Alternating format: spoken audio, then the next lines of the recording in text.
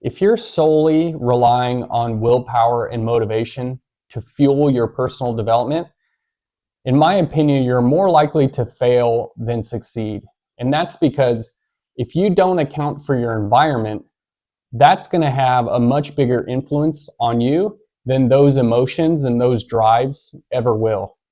And not to say that you don't need them or you don't want them, but they usually come in spurts and you need a break from them, because always having this high drive and this high motivation, it can be exhausting and it can be tiring. And on the other end, it can make you feel like you're not doing enough, or make you feel guilty if you're not working really hard during times of rest, because that's just as important.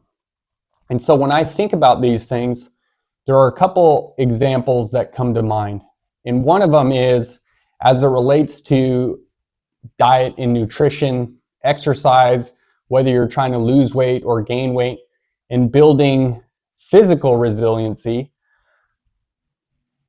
The slogan and the motto for Lay's potato chips always comes to mind, because it's clever marketing, but it's also a really good acknowledgement of human instinctual drives and our need to have more than just one. As it says, you can't eat just one.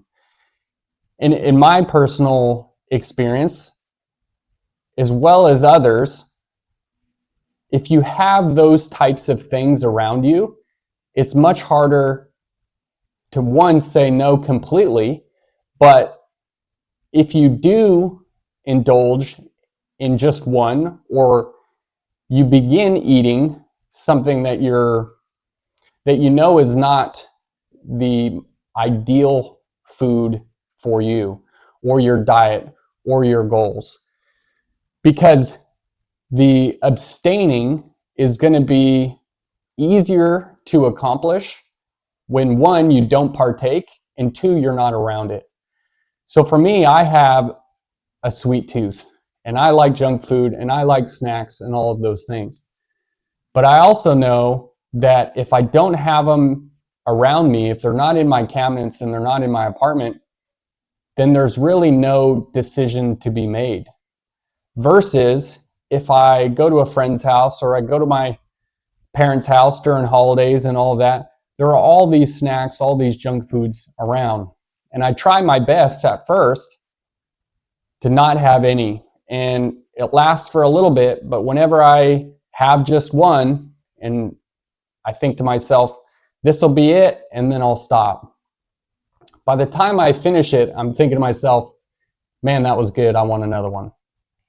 And then I'm forced to use motivation and willpower to stay away.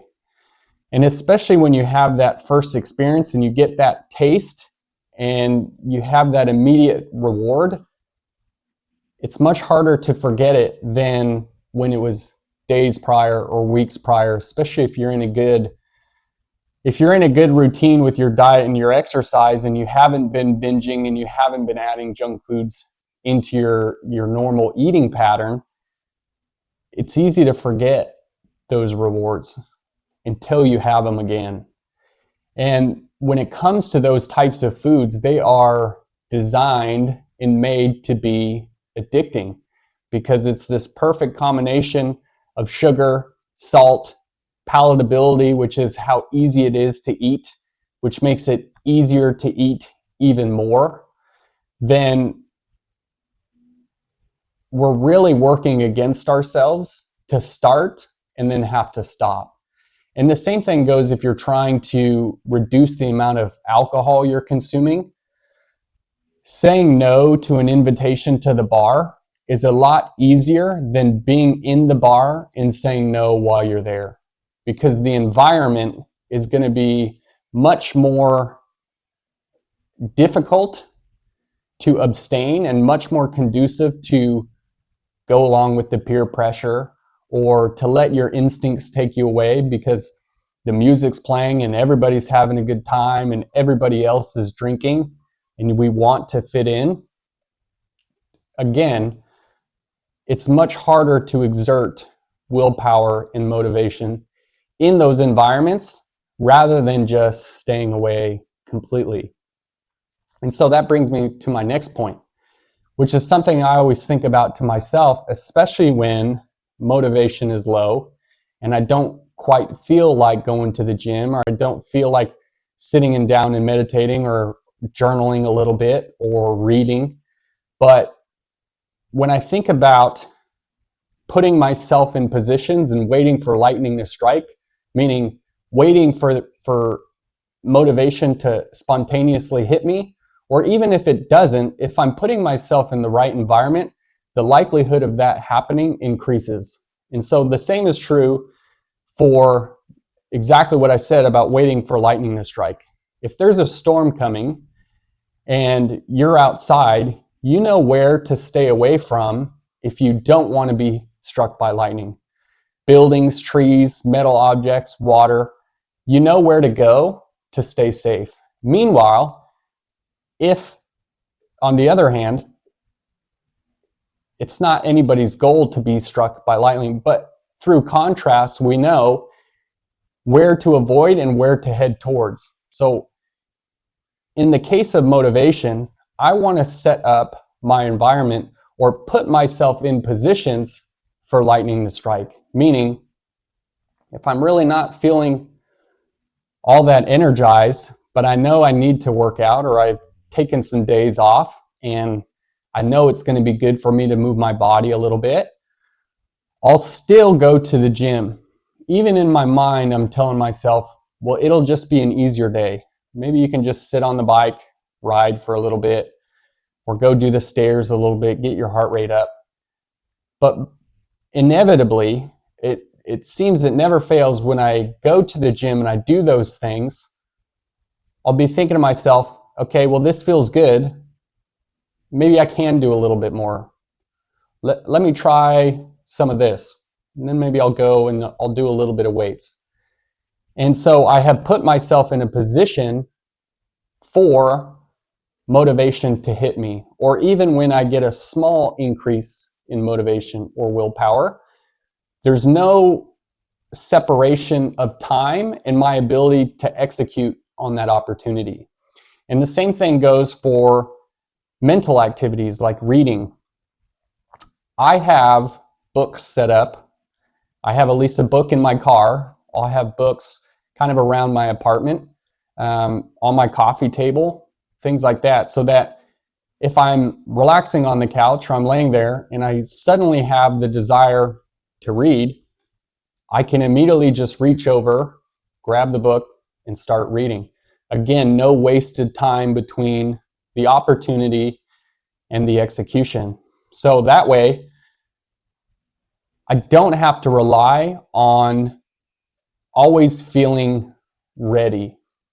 And it's great when you do, and when you have motivation and you're really excited about something, it's a lot easier to maintain a routine and a habit.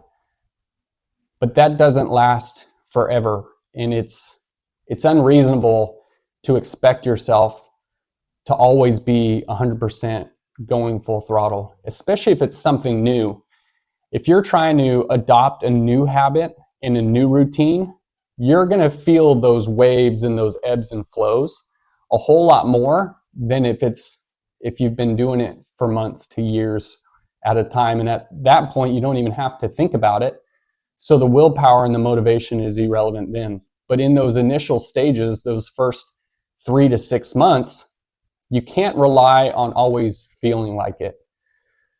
And that's why, again, setting up your surroundings in a way that makes it as easy as possible so that you don't have to make the decisions or you don't have to think so hard about it.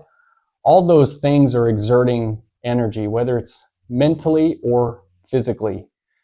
So with that in mind, try to pre-plan as much as you can, not only around your own apartment, your own environment, but also the environments that you're going into.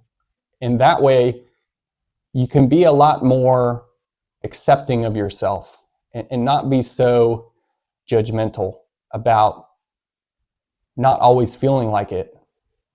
because you won't. And that's just how life goes. And long-term success is much more predicated upon having the endurance to stick in the game long enough to win. Because it's true in fitness as well as in life, but especially in fitness, which is the only way you fail is if you quit. And so I hope those are helpful tips. And lastly, just be patient with yourself and think about this as being somewhat of a dance rather than a wrestling match for you to create these new habits. It's important to work with yourself along this process rather than against yourself. And so keep these things in mind, and I'll see you in the next video.